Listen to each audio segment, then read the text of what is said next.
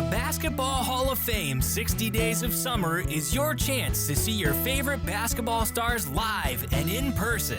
Check hoophall.com for a complete list of all these exciting appearances and plan your trip today. Please give a warm welcome to Tommy Heinsohn, Boston Celtics great and Hall of Fame legend.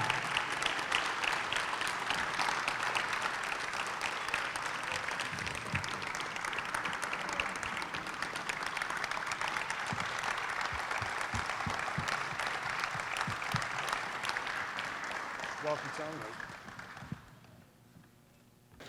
Did you have lunch yet? Good, so they're well fed. You don't have to buy him lunch. That's it. Smart question. So where are you coming in from today? Where's home now for you, Tommy? Well, I live outside of Boston in Needham, Mass. It's about an hour and 20 minutes if you got a fast driver. Which you did. Which I did. Big year for you. As we mentioned, you're going to be inducted in September to the Hall of Fame as a coach. You've been inducted as a player. Very, very unique, elite class of guys who've done that. You've been through the process once. You're going to come up to it again. What does that mean to you to do a little double duty here? Well, obviously, it's a great honor.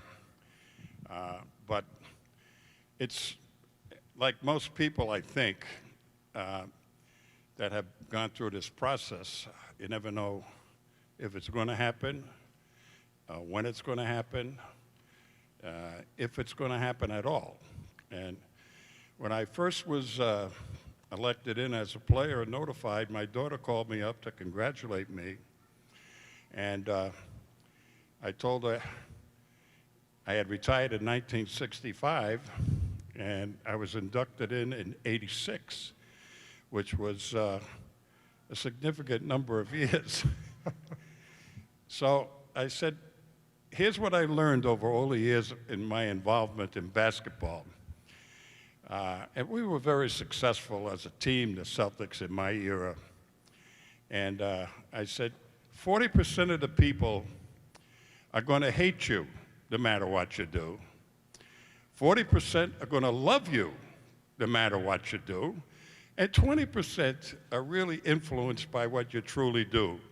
So you're really never in control of any of this stuff, making halls of fame or anything like that. It's in the hands of other people and how they perceive you. So it happened to be. I'm very pleased that it did, and I totally going to enjoy it. Now you won 10 titles, 8 as a player, 2 as a coach. Kind of a unique fact here, and correct me if I'm wrong, I think you've been part of all 17 NBA championships with the Celtics in some official capacity. Correct. Even a broadcaster and right. So they don't win without Tommy Heinsohn. I wouldn't say that, but they certainly the guy that was the kingpin of making it all happen and developing the philosophy and the culture of the Celtics was Red Auerbach, who really developed the team aspect of basketball to the nth degree, to the point where I call the Celtics of my era basketball's Cosa Nostra. Now that has a dirty meaning to most people, like it's criminal. But Cosa Nostra means our thing. And what Red really got out of his players, what they truly believed, their whole life revolved around the Celtics, because he made you believe this by making you involved or getting you involved in every aspect of what was going on. Not just executing what he thought the game was about, but enjoying yourself by executing what you thought the game was all about, and consulting you on almost every aspect of the game before the season, in training camp, and in clutch points in a ball game. So you always had a sense of pride of authorship as you were going through.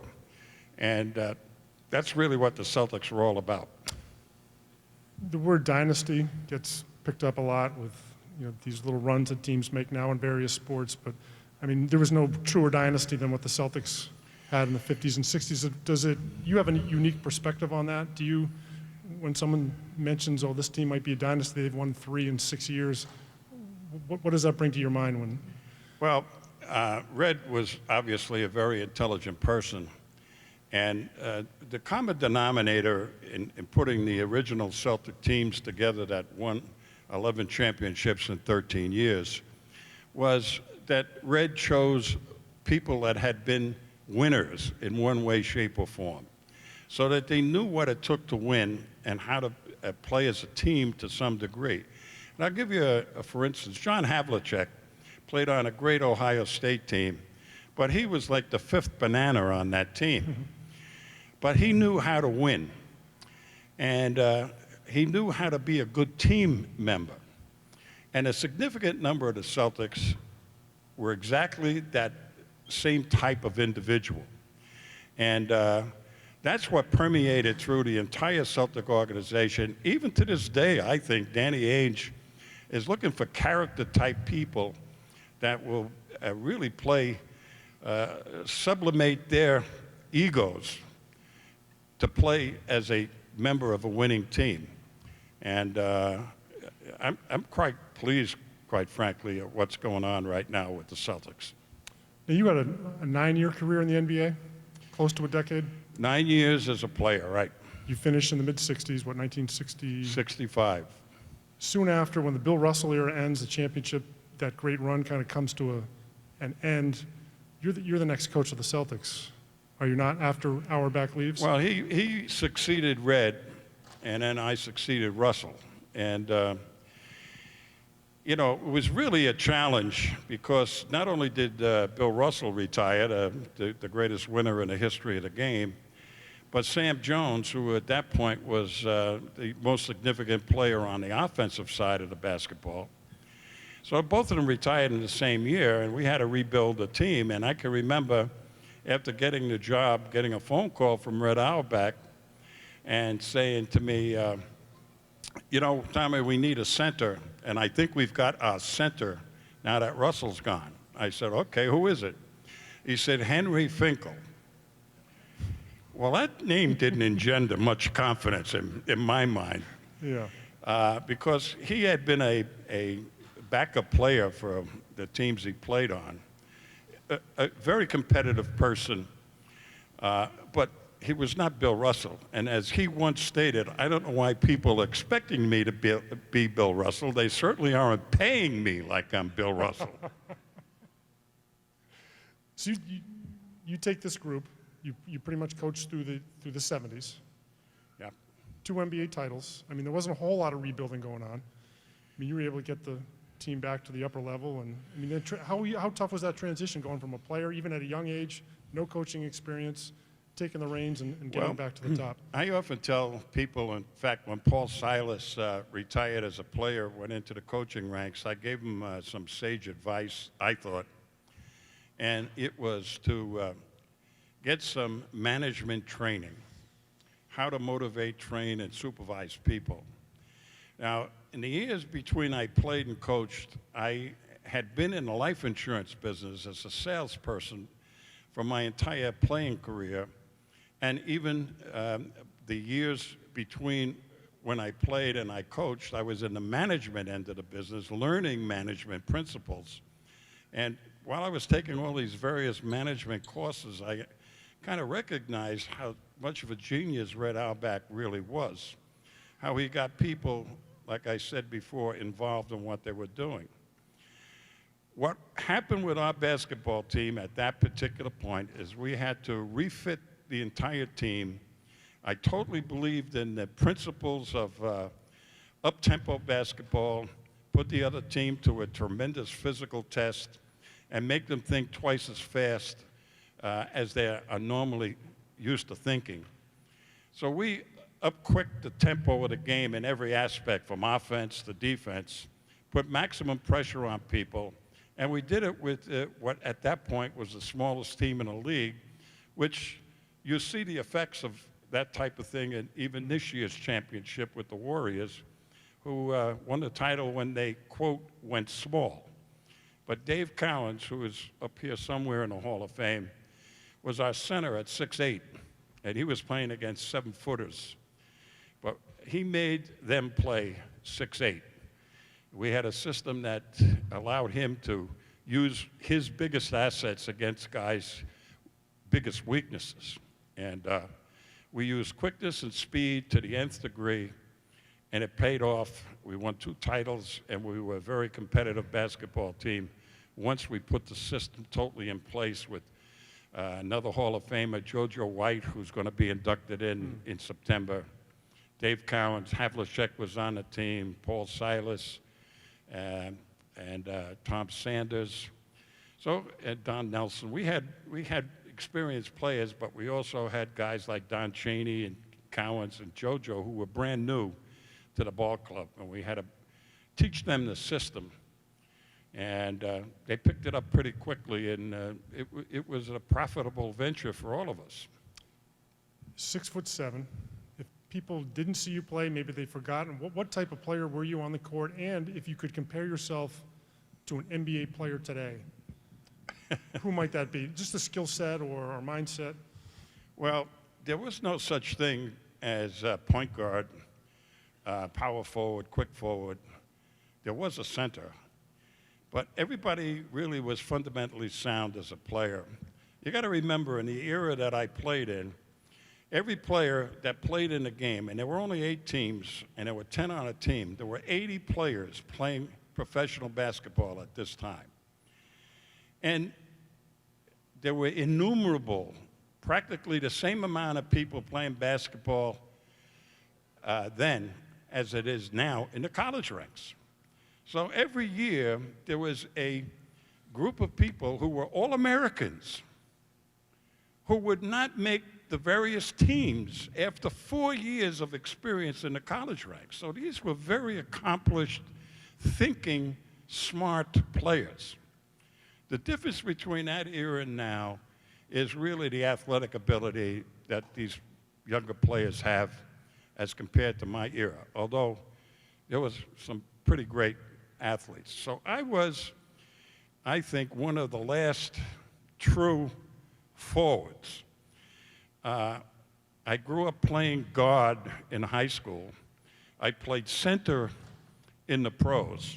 So I had the skills of all of those positions. I was a very good passer, unknown to most people because I was known as Ack and Tommy Gun because I shot the ball a lot.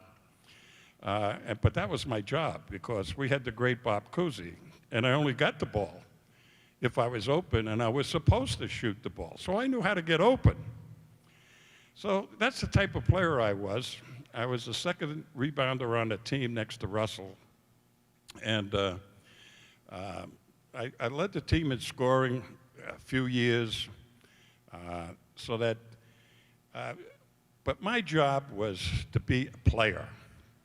And the most proud moments I ever had was really thinking my way through a game and coming up with a steal at a big moment in a playoff game when Jerry West tried to initiate a play with Rudy LaRusso, and I stole the ball and fed Sam Jones, and we ended up winning the game. And tipping one in at the buzzer against Wilt Chamberlain, and I shut up 10,000 Philadelphia Warrior fans in one fell swoop. That's my biggest accomplishment. It is. And things like that. So that's a type of, whatever needed to be done, I would try and do it. Now, when you came into the NBA, phenomenal career at Holy Cross, led them to an NIT title. You had an immediate impact on a very good Celtics team. You were actually Rookie of the Year ahead of Bill Russell. Right. How about that? How about it? Well, we were 8 games in first place when Russell came back from the Olympics. And needless to say, Bill Russell really is the greatest player, in my opinion, to ever played the game. But he was getting his feet wet in that first season and learning to deal with the physicality of the game, the quickness of the game, all those things that most people have to learn. But so I had a head start, and we were solidly in place, in first place by the time he showed up, and that's why I won Rookie of the Year, because I really played very well that first season. 8 NBA titles. Was there a favorite team? Was there a best team of that bunch in that 9 or 10 years? Because I know one year you think you eventually had 9 Hall of Famers. 1962, 1963 team had 9 Hall of Famers. Well, I mean, the teams that had John Havlicek on it, we had Bill Sharman, those type of teams, like in the early 60s, middle 60s, might have been the best teams. Although Cousy and Sharman, picture this, Bob Cousy and Bill Sharman were then known as the pre-Flash Brothers. Flash Brothers, because they were the best backcourt in the game. And their backups are also up here in the Hall of Fame, Sam and Casey Jones, the Jones boys. And we had people sitting on the bench, like a John Havlicek behind me, and Satch Sanders. So I mean, any one of those teams, the thing that irked me the most of all the years I've been playing the game is the Philadelphia Warriors, or the 76ers, I guess it was, were named the team of the decade for winning 1 title. And I couldn't believe it. To this day, it still irks me that they dislike Red Auerbach so much because we won so often. They wouldn't even vote for one of his teams to be the best after all those championships. One of these championships you won, I'm going to throw out a couple stats. I believe this was your rookie year, 1957. You played the St. Louis Hawks in the NBA Finals. Right. Final game, 27 points, 23 rebounds as a rookie. Well, it was a double overtime. I think all the years I've been around the game and broadcasting, playing, what have you, I think it's the best game that was ever played in the finals. And the reason I say that, it was a double overtime, 7th game of the finals. There has never been another double overtime 7th game. Now, I coached in a triple overtime game that everybody for years claimed was the best game ever played. But I still say the double overtime game was the best. And Bill Russell and me, we had the best games. Cousy and Sharman couldn't get out of their own way. They were so anxious to win. And Russell and me, we both had super games, and we ended up winning the title. Some of the younger guys here probably know you more as a broadcaster, and I'm going to give you a quote here. I think came via Mike Gordon, your broadcasting partner for 30-plus years. I think he said, one generation knows you as a player, another generation knows you as a coach, and the latest generation knows you as Shrek. That's right. Yeah, I've been more of a television personality than I have been. I mean, you got to be a great-great-grandfather to know me as a player. So I don't think there's many people here that qualify for that. If I'm having trouble walking here, the people that followed me as a player, they're having trouble getting here. And as a coach, you know, there may be some people who remember me as a coach, but they certainly know that I love Walter and that the Celtics can do no wrong when I'm broadcasting the game. So we've had a great following on television, and I thoroughly enjoy that career. What do you enjoy most about broadcasting? You know, I enjoy watching competitive people perfect their craft, particularly in this era, because they come in really, really green. They go through 1 year of college basketball, most of them. And what they have and what people look at is the raw potential of their athletic ability and perhaps some, what they call, a significant basketball IQ. But there are none of them that are ready to step out on the floor and totally impact the team right away like a Bill Russell did. So what I see happening in the game today is players getting the idea of wanting to be great and then becoming great players because of their dedication and their total desire to be the best.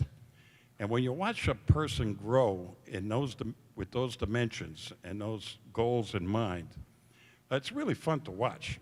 You know, I was doing all the games. Now I just do the home games because I hate traveling.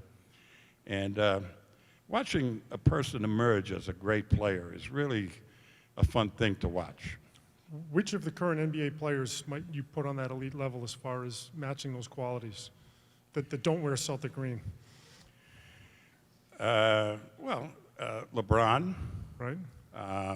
I'd say that Curry. I'd say, almost all the All-Stars. Every team has got a guy that has maxed out his physical ability and his basketball ability. And then the truly pros are the ones that have this indefinable thing called willpower, to will himself to win the game. They just kind of impact the game with their willpower. And LeBron, when he played the Celtics a few years ago, in a key game, he disappeared. I mean, he just was terrible. And it looked like he didn't even want to be on the basketball court. And they lost the series when he was with Cleveland. And I watched him a couple of years later when he's down in Miami and his team was behind in the series. And he put on a performance at the Boston Garden that was sheer willpower to dominate the game and to make sure his team won. And that's when he truly became a great player, in my mind. And there are a lot of players like that, but LeBron has the intellect, he has the physical abilities, and the imagination and desire to be a winner. Good. As I mentioned before, we're going to give the audience an opportunity to ask questions with Tommy. If you have a question, just raise your hand. Some guys on staff here at the Hall of Fame will come find you. They'll direct you over here. And when you come up, just give me your name. Give us your name, your hometown, and if you have a favorite player, maybe, or favorite team, and then you can ask your question to Tommy. Tommy, any advice to kids today who are starting their basketball career, want to continue it, would like to go to another level? I mean, are there words of wisdom to share with them? Well, if you want to be a really good basketball player, my mind, you have to be more than a one-step player. So you have to develop mobility for the game. So anybody that's first taking up the game of basketball, to my way of thinking, has to learn how to dribble the basketball and pass the basketball. Because by dribbling the ball, you become a very mobile player. Even a big person should learn how to dribble the ball. And by learning the passing of the ball to make your team mobile. And it's very difficult to defeat a mobile basketball team, which is what happened this year with the Warriors. All of them, small ball, were able to dribble and pass the ball and move without the ball. So their team was totally mobile, and it was not easy to defend them.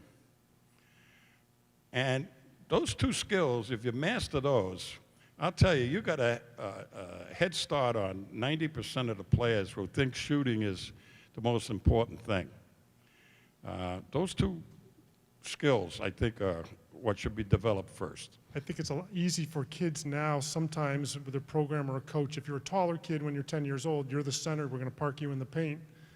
And not have the opportunity so much to acquire or practice those ball handling skills. Well, a lot of coaches don't understand the game. I mean, there's somebody's father who read a book somewhere along the line and comes up with some pressure defense or whatever. The fundamentals of the game are what really makes you a great player.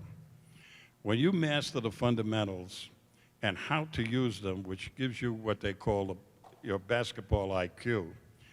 The next level is using your imagination as an artist, because that's what you truly become, is an artist. So, you know, learning a pressure defense or learning how to run a play isn't as important at the young level as developing the fundamental skills of dribbling, passing, shooting, and defending the basketball. Fundamentals. Great Fundamentals. advice. Great advice. Okay, Tommy, we're going to give you guys a chance here to ask a question. We'll call you up one by one. We got a guy with some Rockets gear Here coming we up. come, a Rockets guy. Just give us come on close, give us your name, where you're from, and if you have a favorite player or favorite team. Hi, my name is Edison, and I'm from New York City. My favorite team is the Knicks, actually, and my favorite player by heart is actually LeBron James. I have a question. You know, like Isaiah Thomas, Marcus Smart, what is one piece of advice you would give them, or especially Marcus Smart, because, you know, like over the years he's going to try to get better and especially improve on his game? Marcus Smart. Yeah. Or All right. I'm amazed that you're a New York City guy and you got a Rockets jersey on. I like a lot of players. Yeah. Well, there's some good players with the Rockets. I mean, the guy with the beard, I'm surprised you don't have a beard to go along with the red shirt. He's too young, he says. Anyway, Marcus Smart is a significant player designated to be a significant part of what the Celtics hope to do in the future. I've been watching the Summer League games. Have you seen the Summer League games? Yeah. He's played very effectively as a leader of that team. He's extended his shooting range. Last year, as a rookie, he was the best on-ball defender that I have ever seen play the game. Okay? The best. I mean, he beat guys to the spot, make them make mistakes, steal the ball away from them. A real challenge. He didn't have the total experience to run a basketball team at that point, and he didn't have the outside ability. Now, what I just said about watching players want to be the best and working towards it and emerging as a great player, you watch this kid, because this kid wants to be great. And I watched him last year where he couldn't make a three-point shot, to where all season long he would shoot hundreds and hundreds of three-point shots every day. And to where he's now in his Summer League games, taking the three-point shots and taking them with confidence. Plus, he's penetrating and making some plays happen. And he's a perfect example of a growing player. I think he's going to be ultimately what he wants to be, a terrific player.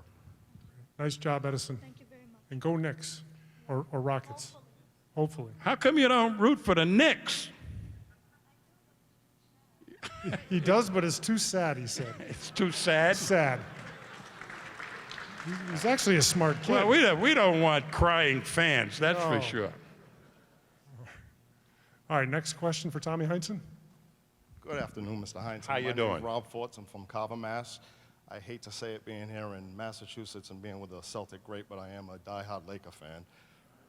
Absolutely respect all the butt kicking you guys did to the Lakers in the 60s. But my question to you, being a child from the 70s and the 80s, watching the big men play the game, you know, the inside-out game that we had in the 70s and 80s, big man on every team, the Lanniers, the Gilmores, of course, Parrish, Kareem. How can we, with all the great coaching, you see Pat Ewing and Akeem Olajuwon coaching the Dwight Howards of the world, and then you see no skill set for these big men. How do we get the big man back into the game, dominating with an inside-out game, making our guys look so good? Well, first of all, why this all happened, in my mind, is that 95% of the coaches played guard as a player. They haven't got the vaguest idea what it takes to be a big man. This is like asking a quarterback to teach a lineman in football how to take advantage of another lineman. There are few and far between people that know how to teach big people. There's a guy in here, Pete Newell, who used to run a school for big people, who taught them the drop steps. Now, there is currently a kid coming into the league that played at Duke where they won the title, who's got the old style low post moves and knows when to use them. Why the game has also not utilized the big people other than, quote, as a stretch 5 or a stretch 4 is because of the defenses. Now, over the years, they caved the defenses into the paint to choke off anybody getting the ball. So that forced them to develop the three-point game, first in the college ranks and then in the pros. So now, there are so many guys shooting 40% threes that I foresee the defense having to go out and stay on the perimeter and open up the middle for guys like the kid from Duke. So I think it's coming back. And anybody that's got a half of a hook shot, please. There it is. There's a guy that led the NBA in scoring, Kareem Abdul-Jabbar, with, quote, a hook. And nobody has ever deigned to say you ought to have a hook shot. It's the best intermediate shot, which they're dying to see players have right now. Anybody that can make a floater from 10 feet is going to be an all-star because that's where the game is. They're going to take away the three. They'll challenge you at the rim. So before you get into the teeth of what I call a Venus flytrap defense, where they invite you in and then close on you and gobble you up, the floater is the answer. And the kids that can shoot them now are the little kids. I mean, I'm watching the summer league games, and every one of these point guards from UConn had played terrific because they got a floater. So big guys will come back when some smart coach gets a big man coach to teach him how to play inside. Thank you very much. Thank you, Rob. Nice question. And maybe that hook will come back. Everything comes back in style, Tommy. We'll be patient. When I coached, everybody had to have a hook shot. If they didn't play. They didn't work on it, they didn't play. It's the best intermediate shot going. Next question. Can I hold it? Hi, Tommy. Hi. When I heard you was going to be here today, I just had to come down. I grew up in Worcester, Massachusetts. Where? Worcester. Worcester. Holy Cross College, is that Yeah, it? right. Okay. When I was a kid, this is one thing that we did when I was a kid. We had basketball camps. I went to those Bob Cousy basketball camps, right? Okay, up in So New Hampshire, yeah. Up in New Hampshire. So what I'm getting at is that when you went to camps, they taught you basic things. You know, one thing you had to be able to do was shoot foul shots. When I look at the game today, not only the big man can't make foul shots. When I was a kid, 1960, I was 12 years old, so I grew up with you guys, winning all those championships. Big men could actually shoot foul shots. The only one that I can remember who couldn't was Wilt Chamberlain. But now it's not only the big men, but the forwards. They cannot shoot foul shots. These guys, what's the problem with that? I will tell you, when they introduced all these lifting programs, you know, we're going to lift and we're going to do this, and it made all these big people very strong. And the basic problem with the big people is small people are teaching them how to shoot a free throw so that the big people have too much motion in the shot. And so many things go wrong. They cannot soften the shot up enough because they're too strong. Now, I'll give you an example. You mentioned Wilt Chamberlain. I saw Wilt Chamberlain once. We all, if you followed the game way back then, he was a notorious poor free throw shooter like Shaq and like Howard and the guy Jordan in this era. And I saw him go to half court and make 20 of 25 free throws from half court. Half court, yeah. All right? Yeah. And I was totally amazed. The guy was just so strong, too strong. They can't soften the shot up, and they have too much motion in the shot. If I was teaching free throws to the big guys, I'd have them put the ball here and shoot it from there. Yeah. Not all this mechanics of arm and, push the legs. And I mean, Wilt Chamberlain's, the best shot other than the roll down the fingertips into the basket shot was the fall-away jumper. Yeah. Because that took his strength away so he could soften his shot. I got one more for you. Sure. You talked about Red Auerbach a little bit. So remember, I grew up in the 60s. Right. Boston was rough. What? Boston was a rough town. Boston. The city of Boston was a rough town. Boston is a rough city, yeah. Okay, so when I was a kid, this is what I know. Celtics were innovators. This is what I noticed. Red Auerbach, and I wanted to get your viewpoint on this. Sometimes Red Auerbach could throw 4 African Americans out on the basketball court and Tommy Heinsohn. And what's his thought process in doing that? Was he doing it just for the team, or was he thinking about the whole area, the whole community? Well, it was very, very simple. He was putting the 5 best guys that could play the game on the floor. And he didn't see color.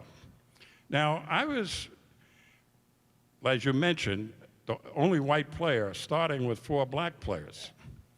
And I got hurt my last year, and we lost, I lost 18 games playing because of the injury that I had. And the injury actually cost me my career. And Willie Knowles, another black player, took his place. And it was the first time they had an all-5 starting black team. And guess what? They won 18 straight. Okay? So, and here I am, I'm a Hall of Fame player. They really missed me. So, the black players, Red Auerbach and the owner, Walter Brown, they saw basketball players. They didn't see anything else but basketball players. And the significance of what I'm saying is they made Russell the first black management person in all of sports. They made him the coach of the Boston Celtics when that was like, wow. So Red, and believe it or not, somebody in New York wrote a book about how anti-black the Celtic organization was, because they had Larry Bird and Kevin McHale, okay? Because we had to have white players playing in Boston. What a joke.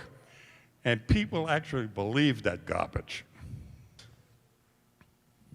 Thanks for coming, Mr. Heinsohn. My name is Jim Young. I'm from Northampton. Obviously, Okay. played basketball before, but as an accountant, I just have a question. What was your salary your last year as a player? Boy, I was making big money. I was making big money. My highest salary that I ever made was $28,500. And I was on the All-Star team and All-Pro and everything else. Cousy made $35,000, and Russell at that point made $101,000. All right? It was, and believe me, they were straining to make those payments. But I have to codify this a little bit or put it in perspective. 5 years out of Holy Cross, which is pretty well-known scholastically school, the average salary of my classmates was $5,000, all right? And I bought a brand new car the summer before I played with the Celtics, a brand new Ford for $800. I bought an 11-room house 3 years into my pro career, an 11-room house for $18,000. So the whole economy was way different. But you really had to have another career in mind so that when you got finished playing basketball, you'd have something to go to. All set with questions? Good. Okay, Tommy, one quick question here before we wrap up. You've been in here once, inducted as a Hall of Fame player. You'll be inducted in September as a coach. What emotions do you feel when you come into the Hall of Fame? You know, I've been coming to the Hall of Fame since it was, the Hall of Fame was in a hallway at Springfield College. So to see what's going on here, I mean, I almost shook hands with Dr. Naismith. That's how long I've been around. And to see this and to see the dedication of people to make this happen, from the city to the basketball people to is really something. It's a joy to come in here and watch people become acquainted with the history of a great game that teaches an awful lot of great things for young people.